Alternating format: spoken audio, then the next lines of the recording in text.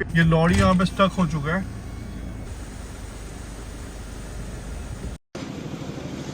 हाथ कब से लगे हमारे। Thank you. कमर्शियल बिल्डिंग बनाना है ना, तो हमेशा याद रखना पीछे कितना भी स्पेस हो, साइड में कितना भी स्पेस, कभी बिल्डिंग को यहाँ से यहाँ तक मत बना देना। सामने हमेशा एक प्राइवेट पार्किंग रखना। You just have to put the right information in front of you and not speak bullshit. क्यों सुना रहा हूँ? Why is this story very important आप लोग के लिए? मैं आपको आज एक स्टोरी सुनाने वाला हूँ एक राजा का, और उस राजा का 4 बीवी था।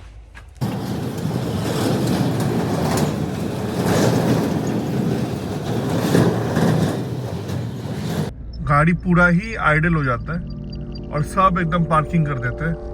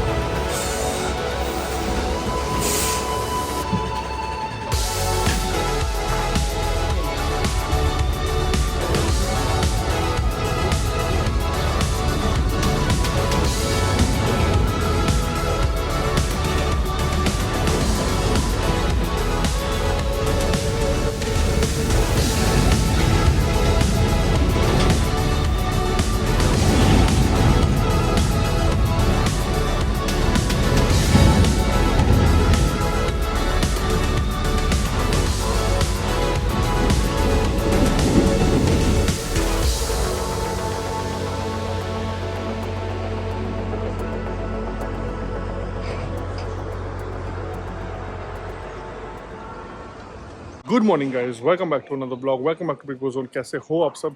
आशा करता हूँ आप लोग बहुत मस्त हो, बहुत बिंदास हो। और अगर आप लोग बिग बॉस के सब्सक्राइबर हो, आप लोग बहुत मस्त और बिंदास ही रहोगे। आई होप आप लोग के लिए ये होली मंथ बहुत ही प्रॉस्परस, बहुत ही अच्छा गया।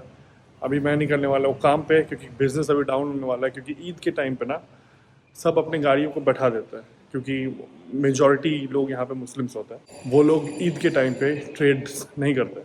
सो लेट्स गो, हम चलते देखते क्या हाल है। ईद के टाइम में प्रॉब्लम ये होता है, देख रहे हो, ये लोग गाड़ी और चलाते नहीं है, गाड़ी पूरा ही आइडल हो जाता है और सब एकदम पार्किंग कर देते हैं।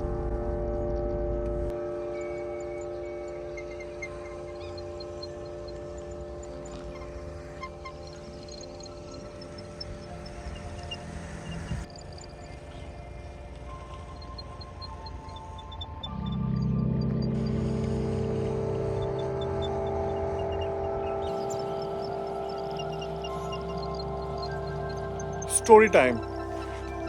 अभी बिजनेस डाउन है, इसी बहाने मैं आप लोगों को एक अच्छा सा स्टोरी सुना देता हूँ।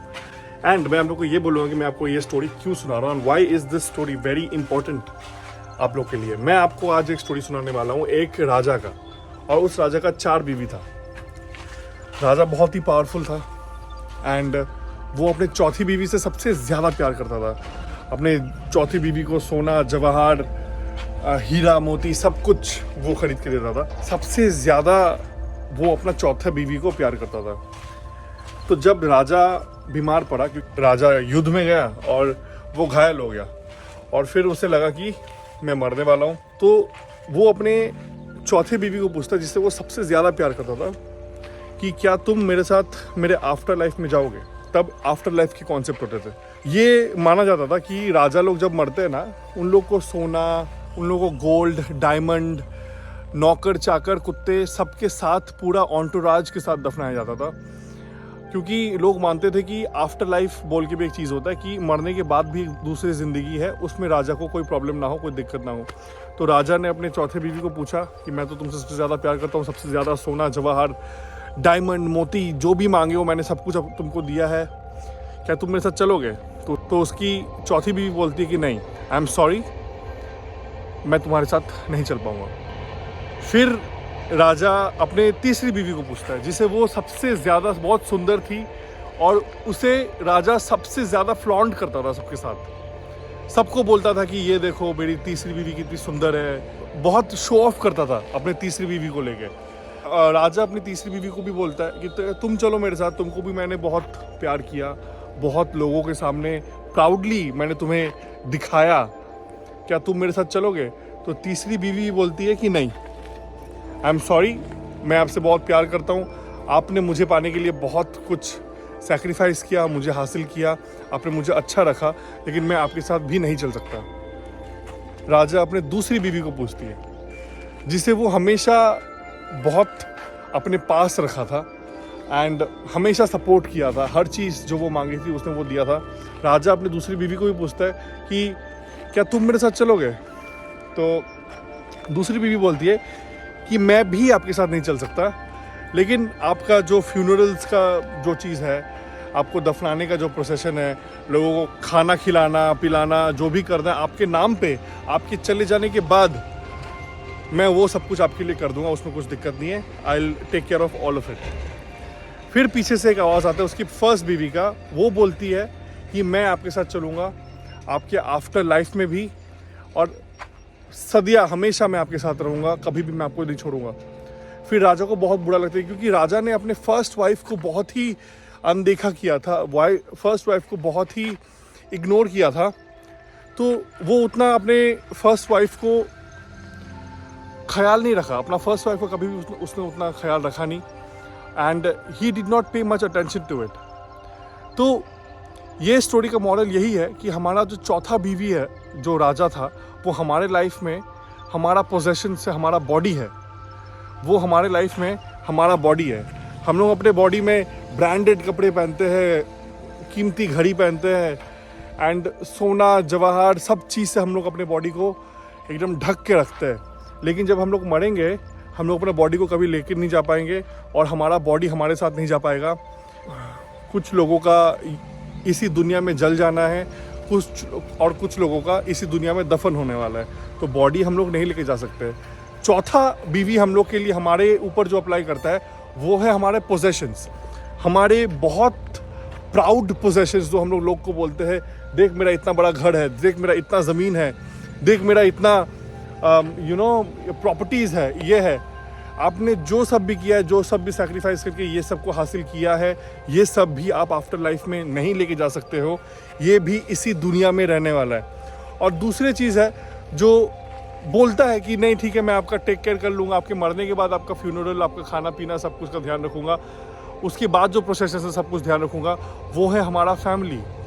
हम लोग ने अपने फैमिली को भी बहुत सपोर्ट किया है, और जब आप मर जाओगे ना, तब आपकी फैमिली आपके नाम पे लोगों को खिला देंगे, आपकी फैमिली आपके नाम पे मे बी 20 गरीब को खिला देंगे, बोलेंगे कि बहुत अच्छा था मेरा बेटा, बहुत अच्छा था मेरा भाई, बहुत अच्छा था मेरा दोस्त, लेकिन वो लोग भी आपके साथ नहीं जा सकते। लेकिन जा सकता है आपका पहला वाइफ, और वो पहला वाइफ है हमारा सोल, हमारा आत्मा, जिसको हम लोग सबसे ज़्यादा इग्नोर करते हैं, जिसे हम लोग सबसे ज़्यादा अनदेखा करते हैं। हम लोग को पता रहता है कि हम लोग कुछ अच्छा कर रहे हैं, कि हम लोग कुछ ख़राब कर रहे हैं, कि किसी को हर्ट कर रहे हैं, किसी को नुकसान पहुंचा रहा है, हम लोग को डीप इनसाइड सब कुछ पता है, लेकिन हम लोग उसे अनदेखा करते हैं, हम लोग उसे इग्नोर करते हैं। हमारा सोल, हमारा आत्मा, हम लोग कैसे इंसान हैं। एक बदमाश इंसान को पता है कि वो बदमाश है, कि अच्छा है, वो ये बदमाशी कर रहा है, वो अच्छा काम कर रहा है, वो कितने को वो तकलीफ़ पहुंचा रहा है, लेकिन हम लोग घमंड में रहते हैं कि अभी हम लोग मरने वाले नहीं हैं। वी डोंट नो हम लोग कब मरने वाले हैं, और मरने के बाद ये आत्मा, ये सोल ही को लोग याद रखने वाले, बोलने वाले कि ये बदमाश था, ये अच्छा था, ये ख़राब था, और कुछ मैटर नहीं करने वाला। आपने जितने को भी हर्ट किया है, आपने जितने को भी कष्ट पहुंचाया है, आपने जितने का भी फ़ायदा उठाया है, हम लोग के साथ हमारे आफ्टर लाइफ में हमारा सोल जाने वाला है, और हम कैसे इंसान थे इस दुनिया में लोग वही बात करने वाले हैं। तो हमारा फर्स्ट बीवी है हमारा सोल, जिसे हम लोग को बहुत ही अच्छी तरीके से रखना है। ये स्टोरी मैंने आप लोगों को इसीलिए सुनाया ताकि आप लोग ये समझो कि हम लोग अमर नहीं है, हम लोग का टाइम इस दुनिया में बहुत ही लिमिटेड है, और हम लोग अपने टाइम को ग्रांटेड ना ले। आप अपने टाइम के साथ बहुत कुछ कर सकते हो। आप अपने टाइम के साथ जो भी करोगे वो आपके जाने के बाद इस दुनिया में याद रखा जाएगा, आपको उस नाम से याद किया जाएगा। Don't take life for granted. अपने आत्मा, अपने सोल को अच्छा रखो। दूसरे को छोटा करके, दूसरे को हर्ट करके, नुकसान पहुंचाकर आपकी आत्मा कभी भी शांति नहीं मिलने वाली है। So moral of the story is, सब कुछ, everything that we are working for, हमारे पैसे, हमारे जायदाद, हमारे प्रॉपर्टी, हमारे बिजनेसेस, सब कुछ इस दुनिया में रहने वाला है। What is important is our soul. So it's high time कि हम लोग ये देखें कि हम लोग इंसान कैसे हैं और हमें किस नाम से याद किया जाएगा। क्या हम लोग को बिग ब्रो जोन का सब्सक्राइबर, नाम क्या है भाई तेरा? हमारा नाम बाबू। और उसका? और ये लोग मेरा सब वीडियो देखते हैं, अच्छे बच्चे लोग हैं लेकिन मेरे को समझ में नहीं आता। Subscribe to Big Bro Zone, बुझते पारिस? गुड। ভালো মানুষ হতে হবে, ভালো বিজনেসম্যান হতে হবে, আর ভালো ইন্ডিয়ান সিটিজেন হতে হবে। সবাই সাবস্ক্রাইব করুন আর লাইক করুন।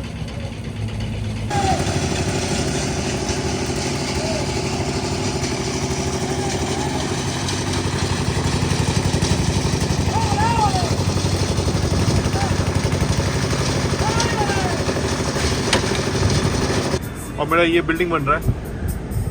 And the weirdest thing is this, the shocking part is this, कि ये लोग सब फास्टिंग कर रहे हैं, ये लोग सब रोजा कर रहे हैं। इसके लिए भाई बहुत ईमान चाहिए, क्योंकि ये लोग जो काम कर रहे हैं इतना गर्मी में, इतना हीट में, और वो भी हार्ड लेबर वर्क, कंक्रीट का वर्क चल रहा है।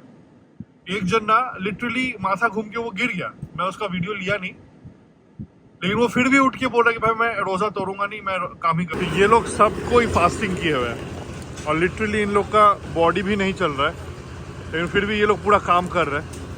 लेकिन जब पेट में चाप पड़ता है ना, तो सबको काम करना पड़ता है। तो नेक्स्ट टाइम जब आप लोग अपने लाइफ के बारे में कंप्लेन कर रहे होंगे तो सोचना कि कितना बेटर हो, कितना अच्छे से हो। जब आप लोग अपने लाइफ के बारे में कंप्लेन करते रहोगे ना कि भाई मे बी मेरे पास वो अच्छा गाड़ी नहीं, मे बी मेरे पास वो अच्छा बाइक नहीं है, maybe I am not getting the job that I want, अपने भगवान से, अपने अल्लाह से, अपने जीसस से ये पूछना कि आपको वो लोग कहाँ रखे हैं। एक बार आसपास देखो। हम लोग 3 बाप बेटे हैं। मेरे the advantage of having a lot of sons in the family is this, कि कोई इंसान का ये कैपेबिलिटी नहीं है, स्पेशली हम लोग के लिए, कि हम लोग पूरा दिन यहाँ पे बैठ के हम लोग काम देख पाए। तो अगर आपके घर पे बहुत सारा भाई है, बहुत सारा, and now don't get the pro feminist slogans on कि लड़की के बारे में क्यों नहीं बोला, लड़की के बारे में क्यों बोला है। मैं नहीं चाहूँगा कि मेरे घर के लड़कियाँ लोग ये हीट में, गर्मी में, धूप के नीचे ये सीमेंट उड़ रहा है, बालू उड़ रहा है, मिट्टी उड़ रहा है, उसमें खड़े रहे। ठीक है, the women in my house are over that. लेकिन अब अगर आपके घर पे बहुत सारे लड़के, बहुत सारे मर्द है ना, तो आप क्या कर सकते हो, टाइम को पूरा सेग्रीगेट कर सकते हो। जैसे सुबह के टाइम पे मेरा पापा रहे, दोपहर के टाइम पे मेरा भाई रहे, शाम दोपहर से इवनिंग तक, रात तक मैं रहूँ, तो क्या होता है, the work gets divided into 3 parts. तो 3 जन जब रहते हैं, जब 3 जन रहते तो कोई दिक्कत नहीं होता है। अभी 3 जन को एक टाइम पे रहना भी सही बात नहीं, क्योंकि you are wasting, you are draining valuable energy एक ही जगह पे, एक ही टाइम पे। तो सेग्रीगेट करो काम को। एंड अगर आपके घर पे 4 बेटे हैं, 5 बेटे हैं, इट्स बेटर, बहुत एफिशिएंटली काम कर पाओगे। So that is a very big advantage. Usually लोग अपने घर पे झगड़ा करने लगते हैं ज़्यादा बेटा होने से, लेकिन अगर आप लोग रिश्ता ठीक रखो, you will segregate the work, and the work will be done very efficiently. देखो इतना बड़ा बिल्डिंग है, ऑब्वियसली हम लोग को गार्ड देना पड़ता है, क्योंकि यहाँ पे सीमेंट है, यहाँ पे पत्थर है, यहाँ पे सब बालू है, एंड आजकल रॉ मटेरियल का रेट जो है बहुत ही हाई है, कुछ भी हट सकता है, कुछ भी यहाँ वहाँ जा सकता है। So the thing is, segregate करो वर्क को, एक एक जन करके ड्यूटी में रहो, and the work will be done in no time, very efficiently. हाथ कपते लगे जाए। Thank you. Sure, YouTube subscriber था। एक चीज़ तो मैं YouTube से समझ चुका हूँ कि ये एक लंबी टाइम का खेल है। You just have to be genuine, you just have to be blunt, you just have to put the right information in front of you and not speak bullshit. Now there will be people who will agree with you, बहुत जन होंगे जो आपसे agree नहीं करेंगे, उनको लेके भी चलना है। So I show that level of respect for the people who don't even agree with my opinion. Not necessarily कि मैं जो बोलूँ वो सबको अच्छा लगे, लेकिन मेरा बोलने से अगर एक जन को भी अच्छा लगता है मैं उन लोगों के लिए बोलूंगा जरूर।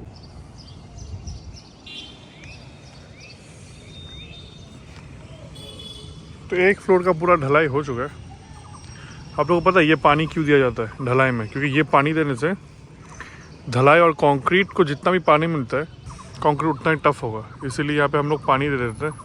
अभी तो बारिश का वेदर भी है तो बारिश ऐसे भी होने वाला है।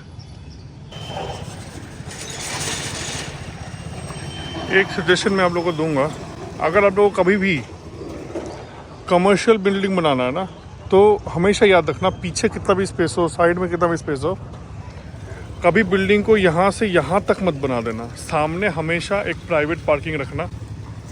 ये सामने मैंने अपने गाड़ी के लिए, मैं मेरा भाई का गाड़ी के लिए हमेशा प्राइवेट पार्किंग एक रखूँगा, और इससे क्या होता है बिल्डिंग का एक अच्छा अम्यूनिटी ऐड होता है। स्पेशली अगर वो एक कमर्शियल बिल्डिंग है ना तो लोग जिस बिल्डिंग के सामने थोड़ा सा स्पेस है जहाँ पे वो लोग गाड़ी रख पाए, बाइक रख पाए, वो हमेशा लोग वो सब बिल्डिंग को फर्स्ट प्रायोरिटी में देते हैं। क्योंकि बहुत जन को लग सकता है कि ये जो जगह है ये भी बहुत एक्सपेंसिव है तो ये तो वेस्ट ही हो गया, लेकिन ये वेस्ट नहीं है, ये आप ही के लिए। लेकिन इसको प्राइवेट पार्किंग बना देना, पब्लिक पार्किंग मत बना देना कि ये बिल्डिंग में जो लोग रेंट लेगा उन लोगों के लिए ही है, और अपना गाड़ी जब आएगा तब सब खाली करना है।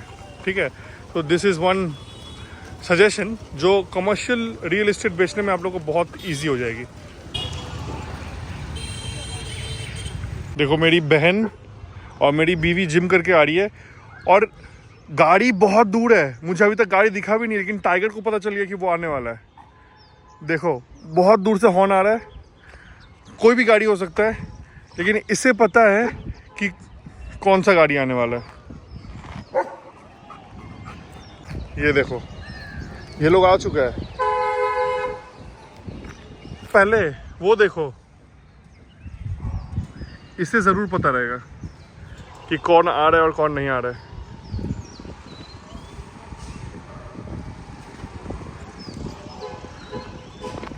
इन लोग को भाई इन लोग का सेंसेस इतना स्ट्रांग है ना, इन लोग का सेंसेस इतना पावरफुल है ना। मैं बोल रहा हूँ कभी भी सुबह को जब टाइगर मेरी तरफ देख के बहुत ज़्यादा भौंकता है, मैं घर से निकलता नहीं हूँ, क्योंकि इन लोग को बैड ओमेन का भी पता चल जाता है। घर पे कोई मरने वाला होता है, घर पे कोई एक्सीडेंट होने वाला होता है, घर पे कुछ दुविधा आने वाली होती है, इन लोग को सारा जानकारी रहता है।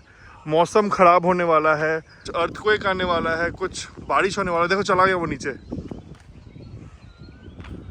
इन लोग को सब पता रहता है। तो जिसके भी घर में डॉग्स है, you know, just follow them. एक क्वेश्चन है आप लोग सबके लिए, ठीक है, लेकिन सच्ची बोलना, झूठ मत बोलना, सच बोलना। जब भी तुम लोग किसी भिखारी को कुछ पैसा देते हो, तुम लोग ये मानते हो कि नहीं कि मैंने ये अच्छा काम किया और ऊपर वाला मुझे इसके लिए भी कुछ इनाम देगा, कुछ अवार्ड देगा? मानते हो? मतलब टेक्निकली जो लोग रिलीजियस इंसान लोग हैं वो लोग पुण्य करते हैं और भी ऊपर वाले से फ़ायदा, फैसिलिटीज़, और अपने पुण्य को डबल करने के लिए। मतलब अगर मैं किसी को 10 रुपया दिया हूँ तो डीप इनसाइड मैं ये सोचता हूँ कि जस्ट बिकॉज मैंने उसको 10 रुपया दिया है, ऊपर वाला मुझे 100 रुपया रिटर्न करेगा। ये 100x 10x एक प्रिंसिपल कॉन्सेप्ट होता है। क्योंकि मैंने मेरे पापा को बोलते हुए सुना, किसी ने मेरे पापा को बोल रहा था कि आप जो इतना दान मान करते हो ना, इसीलिए आपको और भी बरकत होता है, इसीलिए आपके ऊपर और भी घूम के पैसे आते हैं, और इसीलिए आपका पैसा मल्टीप्लाई हो जाता है। मतलब लॉजिकली हमारे में और कोई चिट फंड कंपनी में कोई डिफरेंस ही नहीं है। हम लोग भी चिट फंड कंपनी में पैसा लगाते हैं कि 10,000 लगाओ, तुम्हें 1 लाख रुपया रिटर्न मिलेगा 6 महीने के अंदर, मंथली तुमको ये बेनिफिट मिलेगा। और हम लोग आस्था में भी वैसे ही हमारा पैसा लगा रहे हैं, हमारा एफर्ट लगा रहे हैं, ताकि ऊपर वाला हम पे रहम खा के हमारा पैसा डबल कर दे। सो समझो, if we are expecting something out of God just because we are doing something good, तो हमारे में और चिट फंड कंपनी में हेरा फेरी वाला 25 दिन में पैसा डबल वाला स्कीम में कोई डिफरेंस ही नहीं है। भला करो और भूल जाओ, भला करो और जाने दो, भला करो, नेकी करो, दरिया में डालो। भला करके ये एक्सपेक्ट मत करो कि उस भले की वजह से तुम्हारे साथ भला होने वाला है। मैंने बहुत जन को ये सुनते हुए देखा कि मैं इतना अच्छा इंसान हूँ, मैंने कभी किसी का बुरा नहीं चाहा, मैंने कभी भी किसी का बुरा सोचा नहीं, लेकिन मेरे साथ बुरा क्यों होता? Because you fucked up, your situation is fucked up.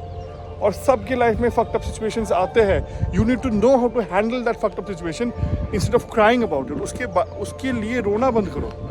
उसके लिए मैं ऊपर वाले ने मेरे साथ क्यों किया, उसके साथ क्यों नहीं किया। That means you are blaming ऊपर वाला। तुम्हारे साथ जो हुआ वो बाकी किसी और के साथ क्यों नहीं हुआ, उसके साथ भी होना था। Problem solving skills should be inside you, that is important. Problems आए, लिपटो प्रॉब्लम से, तभी लाइफ में तुम आगे बढ़ पाओगे। और इस लॉजिक से भगवान से सबसे करीब अथीस्ट लोग होते हैं, चाहे वो लोग भगवान को माने या वो लोग ना माने। क्योंकि अगर आप एक रिलीजियस इंसान हो, आप अपने लिए एक बेनिफिट भगवान से, ऊपर वाले से, आप जो भी देवता माताओं को पूछते हो उनसे आप एक रिटर्न एक्सपेक्ट कर रहे हो।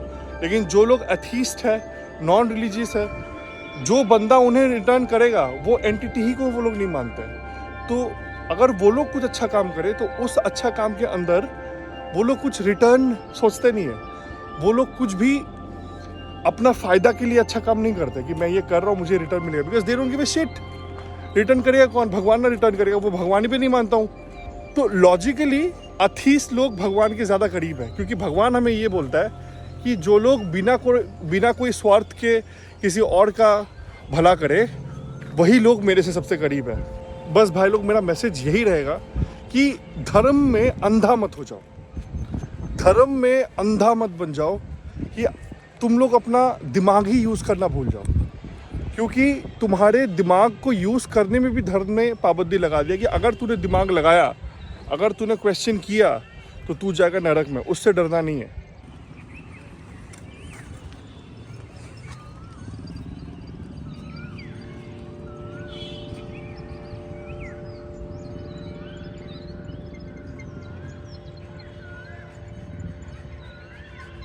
हमें वेदर देखो,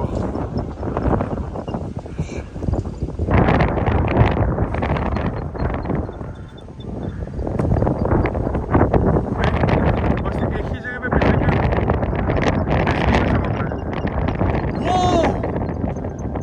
भाई अभी बारिश शुरू हो चुका है, बहुत ही भयंकर।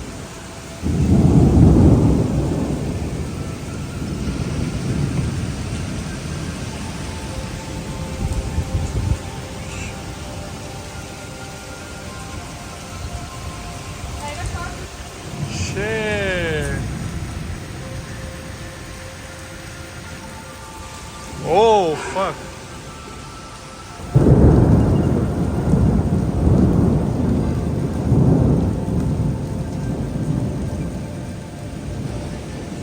भाई कोई कुछ भी बोल ले, मुझे पागल बोल सकता है सब कोई, लेकिन मेरे को रात के टाइम पे ना बारिश के वक्त ड्राइव में जाना बहुत पसंद है। अभी पूरा इलेक्ट्रिसिटी भी नहीं है, करंट भी नहीं है, लेकिन मेरे को ऐसे ही पसंद है। बचपन से मेरे को एक आदत सा हो चुका है कि जब भी बारिश हो मैं जाता हूँ भाई, और जाता हूँ मैं ड्राइव में। तो चलो भाई, मेरे पापा में मुझे पागल बोलता है कि रात के टाइम पे गाड़ी निकाल के बारिश में कौन ड्राइव में जाता है, बारिश के टाइम में सब अंदर जाता है और तो बारिश के टाइम पे घर से बाहर जाता है। So let's go. भाई देखो, पेड़ गिर के ये लॉरी यहाँ पे स्टक हो चुका है, पूरा करंट का तार वार सब गिर चुका है और ये मेरे को लाइट मार रहा है।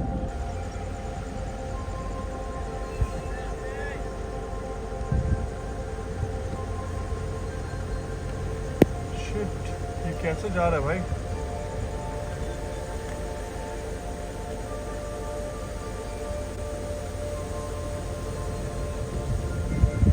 ये गाड़ी तो निकल जाएगा लगता है।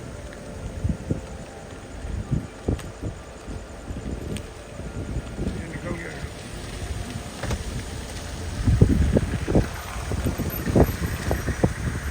वो गाड़ी निकलेगा फिर उसके बाद निकलेगा। ओह फक, एक्चुअली तार वार पूरा टूट के गिर चुका नीचे, तो वो लॉरी तो नहीं जा पाएगा, ट्रक तो नहीं जा पाएगा, वही निकल जाता है। कोई करंट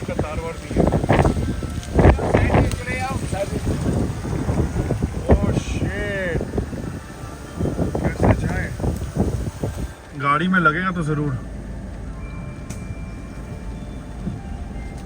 फक, ये लॉरी नहीं जा पाएगा। ये बंदा नहीं जा पाएगा फॉर श्योर। ये है वेदर, क्या हवा भाई, क्या मजा।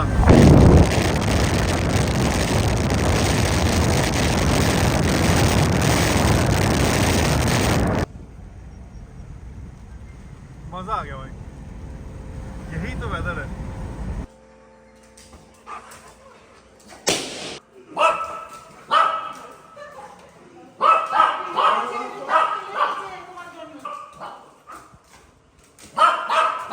ओ बाउंस बॉल।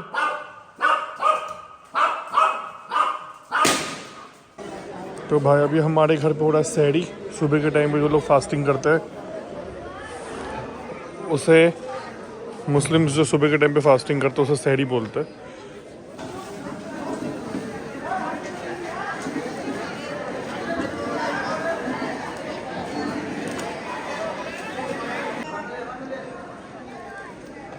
देखो मेरा पापा अपने हाथों से सबको खिलाते हैं। तो रिलीजन यही चीज़ है, कोई माने कोई ना माने, लेकिन ये सब करने में शांति है अलग।